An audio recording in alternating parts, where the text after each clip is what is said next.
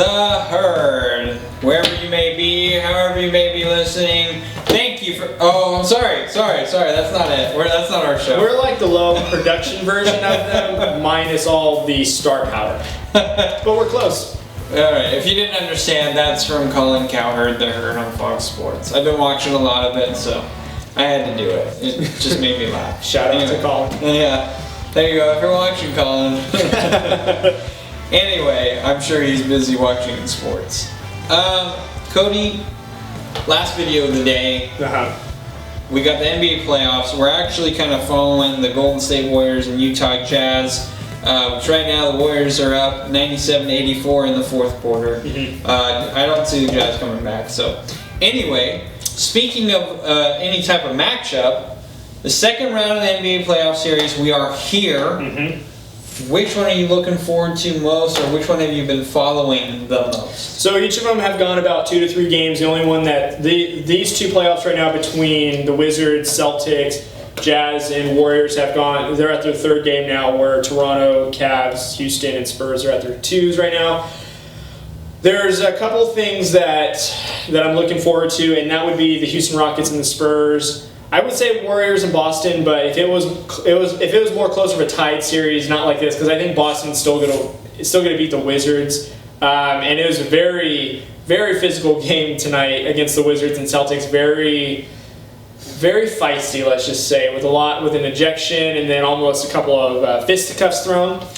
But I think, in my opinion, Houston and Spurs is the most exciting. You got a coach like Greg Popovich with somewhat of a Spurs team that's not youthful, but not also the oldest on the in the playoffs right now, because that'd be the Cavaliers. But we'll see how it goes, because you got a three-point shooting team, Houston, that kind of lives and dies by it. So if it doesn't fall, then they lose. But if it does fall, your team's in trouble.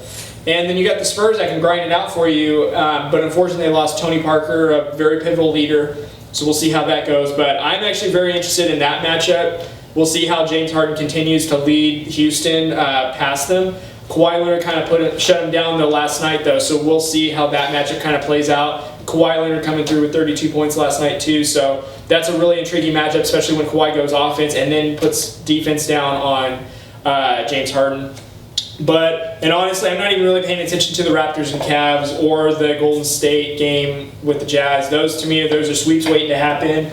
We're just, at the end of the week, those series will probably be done. So that's just my opinion. Houston and Spurs, though, are my most intriguing second-round matchup right now. Yeah, I have the same thing. I have Houston and San Antonio, and it's not because I think both of these teams are going to go far. I feel like after this round, they're done. And that's not a knock on them, but I do feel like the Spurs are a lot older. And you said that Cleveland's actually an older team, but the Spurs look like they are the older team. Right. You have Pau Gasol, who he can shoot okay. LaMarcus Aldridge just looks lost in the playoffs right now, and that's kind of surprised me. You have Kawhi Leonard, who's doing his thing. I don't think there's really any way to stop him unless your name is LeBron James.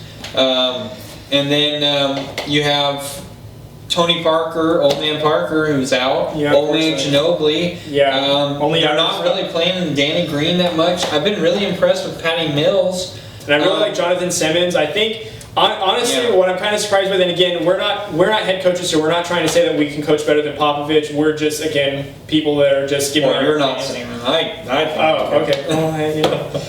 But like Jonathan Simmons, I think could be a really good contributor, at least a spark on the defensive side, maybe help slow down that high-powered offense. I'm actually surprised that Pau Gasol and LaMarcus Aldridge are both kind of playing not very up to par. Especially Pau Gasol, he's an outside shooter, and he only took 3 shots last night, which is kind of disappointing considering that he can be a very good player, and he's been a very good role player, and he would be a great relief for Aldridge. But really, Aldridge is not even shown up. When I remember when the Spurs signed Aldridge 2 seasons ago, I thought, man, this is Tim Duncan's replacement, and the Spurs are set for another 10 more years because Aldridge was a great player in Portland. He was young. And, he was a younger player, less injuries, but he had such great upside and a great future, and he was most sought after free agent at the time, other than LeBron James that summer.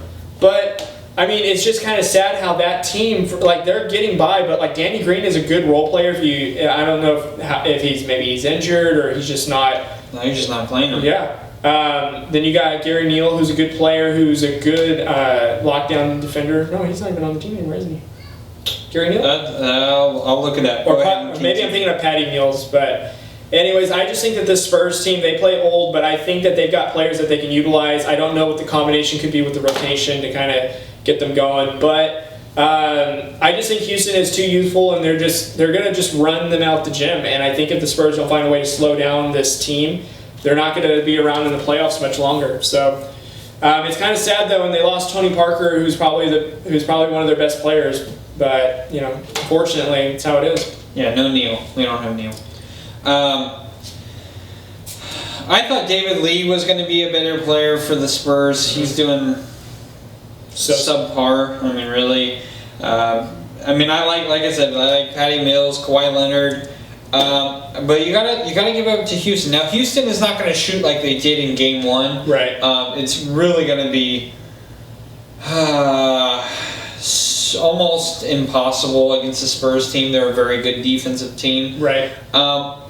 But they're old. They don't transition well. They don't come off. Aldridge is not very good coming off the ball screens. Pau Gasol has gotten a lot slower off the ball screens. I mean, when he was in LA, when he was playing with the Lakers, he actually did pretty good. But he's getting up there, and he's had some injuries now, and he's slowed down. Tony Parker was always good coming off of screens, and now you don't have that. Mm-hmm. Now when we talk about Tony Parker, we're not talking about Tony Parker 5 years ago, right? Where he was a tremendous player. He was one of the best distributors, and scorers. Right. Yes, absolutely. He was very good. Now he's average point guard at best. Right. And so you kind of missed out on that. Honestly, I felt like Patty Mills was outplaying him. Uh-huh. But this does intrigue me, because when you have James Harden, who's one of the best shooters in the game, mm-hmm. and I say one of, because I have a hard time saying he's better than Steph Curry. I do too. A lot of people would disagree with that. You're right to your own opinion, because there's more tape on Harden than Curry, so I'll give you that. But then you have Harden against Kawhi Leonard, who is the best defender mm-hmm. or the reigning best defender in the NBA. So it's a very intriguing matchup. Mm-hmm. You're right. The Cleveland and Toronto, after watching Game 2, I'm shut off on it. I don't care, because I know Cleveland's going to roll through that. Yeah. It just looks like the Raptors can't do anything. And what do you know? Old Kyle Lowry came back from postseason last year. I told you. And then you have Golden State and Utah, which I think is actually a little bit more of an intriguing matchup than a lot of people are thinking. Mm-hmm. But Golden State is such a better team. Yeah, just such a superb team over Utah. There's no way I see Utah doing anything. Yeah. The Boston and Washington series is getting a little more interesting. I felt like Washington was going to be a little bit better. Yeah, me too. But they're not. So I was even saying that the Wizards would probably be the better challenge than Boston to face the Cleveland Cavaliers, just because when Cleveland doesn't really care about playing defense, Washington can shoot that ball really well, better than I think Boston if they're wide open and they're all clicking. But the one thing about Boston Celtics though is they're actually pretty good on the road. Not so much the Wizards. The Wizards were one of the worst teams on the road, but yet they play really good at home. And when you're playing a team like the Cavs, they play great anywhere, especially now. I'm seeing them starting to turn the page a little bit now with the Raptors. Like, the Raptors were, number 3 in the East, and the Cavaliers make them look like they were the 8th team. Like, you should be grateful that you're even here. I would be surprised if the Raptors even push this to 6 games. I don't think they would. 5 games at the best case scenario for the Raptors, but there's 3 things that are almost definite in this life, and that's taxes, death, and LeBron James in the finals. And that's what's basically going to happen this season. So I love that. That was great. I really don't have much to say other than, honestly, the reason I think the Spurs and Rockets are the most intriguing game is because you have two different play styles. You have a team that focuses a lot on defense, and then you have the team that focuses a lot on offense. And you have them clashing. You really want to see who does what. Right. When you talk about Cleveland Cavaliers and Golden State Warriors, you're talking about two teams who can do both well when they try.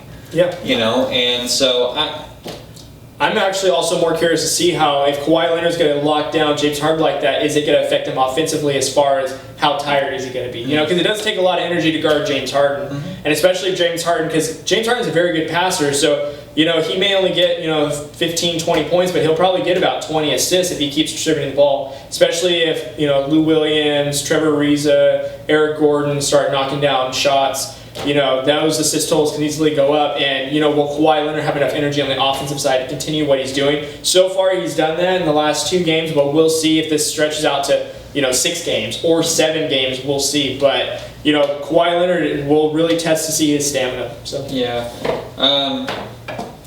yeah, I mean, you're right. Cleveland is a lock. Really, the only teams that I don't believe that are a lock is Houston and San Antonio, just because that's the best matchup. If you look at Boston, the way they're playing against Washington, Washington has some good shooters. They have you would take their starting lineup over Boston, right? But when you talk about the whole team, Boston has more depth. Yeah, and it's showing. Yeah. I mean, it honestly is. So you're absolutely right. This is the best matchup that we have: Houston and San Antonio. There's no other really intriguing game that I think is going to go to a 7-game series other than this one. Yeah. So that's why that's the most intriguing game. Yeah, pretty much either one got to get swept by the next team. So.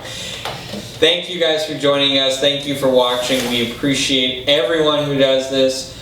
Please comment and message us, whatever you want. We want to know more of how we're doing. But please subscribe to our YouTube channel. It is Drew Code Sports Talk.